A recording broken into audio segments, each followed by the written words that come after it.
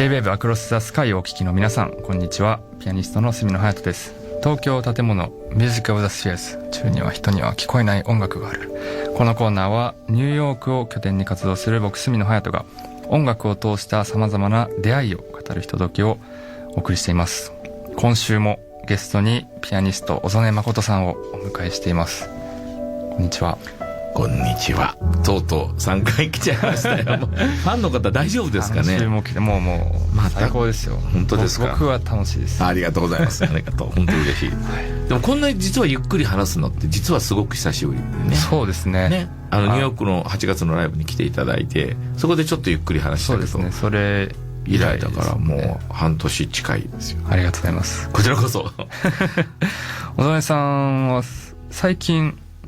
新しいトリオを結成されたんです、そうなんです。小川新平君っていうベーシストと、北井邦人というドラムスと、トリインフィニティっていうトリオを作ったんですけど、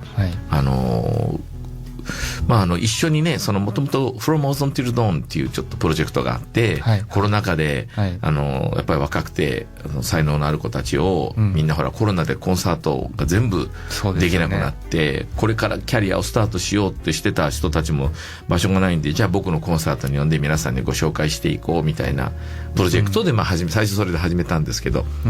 それがこう自分たちのコンサートも、あるいはじゃあアルバムを作るかみたいなことでやってて、で、それぞれのみんな、何人かは自分たちの音楽やるっていう、プロモーションというドーンからは卒業していったんだけど、残ったメンバーの中で、やっぱりジャズっていう音楽なので、やっぱりジャズっていうジャンルをベースにして自分たちの音楽を作っていく。それがやっぱり世界に、届いていく、なんかこう、プロジェクトができないかっていうことを考えているうちに、じゃあ、まずベースの小川君と北井邦人というドラムスは、僕の音楽を、作るのに助けてもらうっていうかな。逆に彼らも僕から学べることはもちろんなんかあると思うんですけど、僕自身が彼らからいっぱいもらえるインスピレーションもあると思うんですよ。やっぱり時代が、生きてる時代、育った時代が違う分、同じ曲やっても見えてる景色は絶対違うだろうから、で、僕の曲をやった時に、僕一人だとこういうカラーっていうのがあっても、そこに、例えば僕の曲を隼人君と二人でやったら全然違うものになるし、そこがすごく楽しくてやってみて。どういう、僕はまだ、なんか30ぐらいしか生きてないんで、そんなに自分よりはるかに若い人とセッションするっていう機会もない。もうそれを言うなら、だってヒューマンユニバースだって僕絶対あんなもの作れないもん。プロデュース能力はやっぱりもう本当にユニバースなすごい。一回ほらお茶飲みながら、次のアルバムが悩んでるんですよって。あれはいつでしたっけ。あれそれこそアラン・ギルバートのコンサートをキリル・ゲルシュタインのラフさんを聞きに行った帰りにお茶飲んだ時にそんな話になって、で僕はガチクラが聞きたいって言ったら、ガチクラですかって言ったのを覚えてます。でもだからもう全然違うものを考えてたんだなって、その答えで僕分かったんですよ。で、余計なこと言ったかなと僕思ってたんだけど、でもだからそのアルバムを聞いた時に、こういう音が聞こえてるんだこの人はっていう、感動っていうのを通り越したびっくりというかな、がすごくあった。やっぱりプロデュース能力っていうものに対しては、これは僕はないなっていうのが、やっぱり子供の時にから10代の時に聴いてきたものの音楽が、やっぱり今隼人君が自分がプロデュースしていくものの中にいっぱいそういう音してあって、それがこうまた新たなものになって出てきてるんだろうなっていうのをすごく僕は感じたんですよ。いやもちろんだからやっぱり自分ができないものっていうのはすごく魅力があるし、いい意味ですごく悔しくて、すげえと思うのがあるじゃない。それが、北井邦人のドラムにも、小川新平のベースにもやっぱりあるんですよね。でそれと僕の音楽を理解するための彼らの中のボキャブラリーっていうのが、足りないわけじゃないんだけど、たまたまそれを持ってないものがあった時に、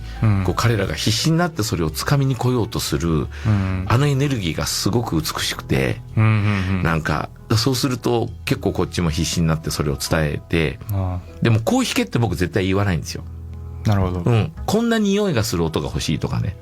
匂い。匂いってありますよね。あるある。すごい感じます。でしょ、あるでしょ。なんかこういう感じなんだよね。こういう匂いがするようなとか、なんかこうちょっと湯気が立つようなさ、シンバルの音出ないとか。わけわかんないこと言うわけですよね。そしたら彼らなりにすごいそれを考えて、本当に湯気が立つような音出してくるんですよね。あ、それそれとか。面白いですね。はい。だからそれをやって1年間ずっといろいろ作ってきて、で今回そのトリンフィニティの2枚目のこの For Someone っていうアルバムは僕本当に彼らの演奏を聴いてて、ごめんな、偉そうに聞こえて嫌なんだけど、めちゃくちゃ成熟したというか、自分がこれはって自分に引っかかる音が何一つなかったっていうのがね。で特にドラムってドラム風を書くわけじゃないから、僕のメロディー譜を見てそれを彼らが演奏するわけですから、ドラムっていうのは実はすごいある意味難しい楽器で、シンバルをバチでスティックでやるか、自由度がある分めちゃくちゃ高いのか。そうだから曲の感じてないと、そこでブラシ使っちゃう？そこでスティック使っちゃう？そこでマレット使う？とか、そこでそのシンバル行く？もっと低いシンバルの音じゃないかな？とか、いろいろ思うことがやっぱり僕あるんですよね。で、ドラマーは別にリズムをキープするための楽器だと僕絶対思ったことないんで、それはピアニストとかベーシストが自分たちでリズムキープすればいいわけだから、ドラムにはカラーをつけて風を吹かしてほしいとか、風を吹かす。ね、なんかこう、ヒューみたいなさ、シンバルで、わーってやると、オーケストラでもそうじゃないですか。ティンパニーとかああいうのって実はものすごく大事で、そのティンパニーの音色とか大きさがちょっと違ったら、もう指揮者チラッと見て、じっと睨んだり。そうなんです。もうパーカッションって意識して弾く方少ないかもしれないけど、それがなくなると全然聞こえ方が変わるから。もうね、ラプソディーンブルーのターナーでチーンってトライアングルになるけど、あれがでかすぎるとものすごく気になるし、ものすごく難しいですよね。だからそういう意味で今のトリンフィニティはすごく僕がやりたいことを2人とも、新平君も栗人君も理解するっていうよりも自分たちがそこにもっと関わって一緒に作ってるっていう感じが、だから彼らのやりたいことがそこに入ってきてるっていうのがこの2枚目のアルバムで、僕はすごく楽しかったですね。それではそんなアルバム For Someone から聞かせてください。はい。アンナマリアが歌詞を書いて、ポーランドで歌詞を書いてくれたんですけど、その彼女の書いてくれた歌詞の意味が和訳すると、開かれた心で包み込む涙を流している人たち、外役の地獄の中で日常安心してください。安心。世界のための光、心の平和、そうなってみてください。で、これをポーランド語で彼女が途中で歌ってくれてます。聞いてみてください。For Someone。お送りしたのは小曽根誠トリンフィニティで For Someone でした。いやー、元の曲もすごい好きで聴きましたけど、それがよりこういろんなカラーを持って。そうね。今回はハモンドオルガンが、スタジオに置いてあったんで、ちょっとこれは僕ハモンド好きなんでハモンドも入れようと思って。最高ですね。ねえ。独特の音がするよね、ハモンドはね。なんか、いきなり神々しくなるね、ハモンドが入ってるとね。そしてそれの、アンナさんの声とのマッチングはもう美しい。ね、本当に彼女は実は彼女と初めて出会ったのは僕はショパンのロードトゥーショパンっていうのアルバムを出した時に、その時に僕はショパンの音楽が僕じゃないと思ってたので、ショパンのあれ200年でしたっけ ?200 周年。1810だから。2010年かの時に、作らないかって言われたんだけど、いや、ちょっと僕はショパンは違うと思うって言ってたんですよ。だけど、彼女に出会って、彼女がブルーノートに来て、で、その時に、彼女の音楽を聴いた時に、この人が手伝ってくれたらなんかできるかもって思って、ロードトゥーショパンっていうアルバムを作ったんですよ。で、それからなんですけど、その後に、アンナの今度は彼女のアルバムで俳句っていうアルバムを作って、それはポーランドで全部やったんですけど、で、それ以来なので、もう本当に随分10年ぐらい経ってるかな。かなり長いお付き合いで。はい。だから今回はもうね、彼女が入ってくれたことはすごく嬉しいし、やっぱりそうですね。特にこのアルバムの1曲目に入ってるアントールドストーリーっていうのがあるんですけど、これ僕ニューヨークで曲書いてたんだけどね。この曲はどうしても僕やっぱりそのガザの時にガザのことが頭から離れなくて、でそこに思いを馳せて書いた曲だったんですけどね。その後ちょっと去年の11月ぐらいに斎藤工君から連絡があって、ある一つの映画に出会ったんですけど、それがやっぱりそのガザに住むジャーナリストの女の子がずっと写真撮ってて、その人の映画ドキュメンタリーを見たんです。手に魂を込め歩いてみればっていう、これはカンヌで賞を取った映画なんですけど、その映画を見た時にやっぱり僕はこの曲はなんか書かされたんじゃないかなと思うぐらい、そのガザに僕は思いを馳せて書いたものが、そのファトマさんっていうそのジャーナリストの方、実はカンヌ映画祭で賞を取ったんで、彼女はガザから出れるっていうビザをもらって、それで決まったよ、行けるよって言った翌日に爆撃で家族全員亡くなったんですね。もうすごく本当にリアルなとても悲しい、物語だったんですけど、でもやっぱりそういう今本当に世の中で起こっていることに何か僕はちょっとでも寄り添うような音楽ができたらなと思ってたアルバムに本当にやっぱりなっていったんですね。だからこういうアルバムを作ろうと思ってたわけじゃなくて、ニューヨークで曲を書いてる時に、なぜかできる曲が次から次からそういう物語の曲ばっかりだったんですね。だからもうアントールドストーリーが初めできたんですか。1曲目だったんです。1曲目で、Rolling Tales っていう曲もあるし、あと Friends っていうのもあるし、エンディングの曲は Chasing the Horizon って言って、やっぱり絶対手に掴むことはできないけど、夢は捨てないで、もう信じて歩き続けようって頑張ろうっていう曲バラードなんですけど、だからそこにそのアンナ・マリアが参加してくれたってことはすごく大きなことで、で、これは本人と話してないからわからないんですけど、ポーランド人であるアンナ・マリアが、ドイツに来てドイツでレコーディングするってことも、僕はひょっとすると一つのハードルだったのかなって、彼女の中ではやっぱりその戦争が終わったのが80年前ですから、たった80年ですから、でやっぱりそのポーランドの歴史を考えると、どうだったんだろうって一度僕はゆっくりアンナと話をしてみたいなと思うんですけど、それをもしあったとしたら乗り越えてこのアルバムレコーディングのためにドイツまで来てくれたアナには僕はすごく感謝してるし、でそれがすごくやっぱりその戦争を乗り越えていくっていうことの大切なことのような気もするので、非常に僕はこの特に今回のようなアルバムではそれが意味を持つかもしれないです。そうなんです。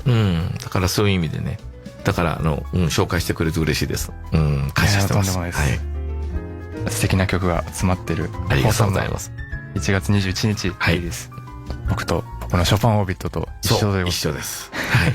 どっちも聴いてください。どっちも聴いてください。よろしくお願いします。そろそろお時間となってしまいました。いや楽しかった。ありがとうございます。もう3週も来てくださって。すいません。もう喋りすぎたでしょ。ごめんなさい。すいません。もう4週でも5週でも本当に喋ってもらっても。いや。リリースライブもあるんですよね。3月の4日5日がブルノと東京で、3月9日がビルボードライブ大阪でやります。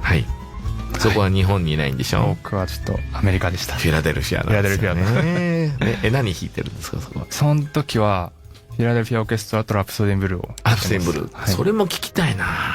そっち行こうかな、俺。何を言ってるか怒られちゃう。じゃあ、リモートで。どういうことか分かんないけど。リモートで。僕もリモートで参加する。リモートで参加したら、ぜひぜひ。ピアノの上にいるんでしょ。隼人君がね。すごい。もう本当にありがとうございます。いや、こちらこそ。3週にわたって登場していただきました。ありがとうございました。曽根誠さんでした。ありがとうございました。ありがとうございました。